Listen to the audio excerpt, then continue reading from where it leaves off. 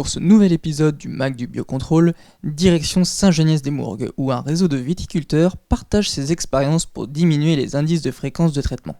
En biocontrôle aussi, l'union fait la force.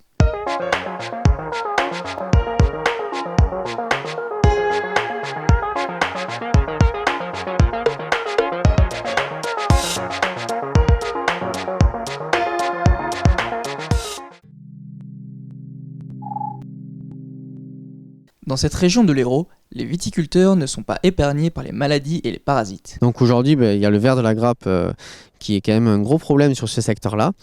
Ensuite, on est à l'obligation de faire 3 traitements pour la cicadelle, de la flavescence dorée.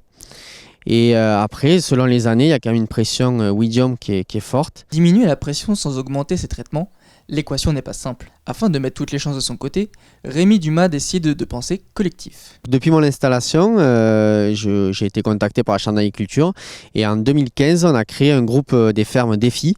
Donc on est une quinzaine d'agriculteurs sur le secteur est de Montpellier où on met en commun nos pratiques. Donc on échange beaucoup et le but de ce réseau, c'était de réduire nos produits phytosanitaires et notamment nos herbicides. Ainsi, chaque viticulteur peut partager son expérimentation avec son voisin. Attention, si la démarche est commune, chacun des 15 viticulteurs de ce réseau a réalisé ses essais en biocontrôle à son rythme, l'objectif étant de ne pas imposer de contraintes trop fortes. Mais à terme, moi je sais que j'ai baissé mon IFT, mon indice de fréquence de traitement, donc mon utilisation d'herbicides, parce que notamment à l'époque, cette rangée là par exemple, elle a été désherbée en totalité, et aujourd'hui je laisse l'herbe sur l'interrang et je ne désherbe que sous le pied, donc que la souche de vigne. Et en 2021, Rémi Dumas a décidé d'expérimenter une nouvelle technique. Par exemple, de cette année, donc, je vais mettre en place la confusion sexuelle.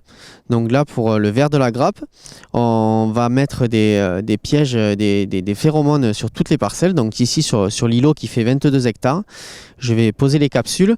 Donc ça permet de dévarier les papillons et donc il n'y ait pas de ponte derrière. Donc on va mettre des pièges. Je vais mettre des pièges aussi pour compter le nombre de papillons et voir la pression qu'il y a. Mais c'est vrai que sur ces parcelles, il y a beaucoup de pression. Donc j'étais obligé de faire 3 passages de traitement. Et là, l'idée, c'était cette année de faire encore un passage.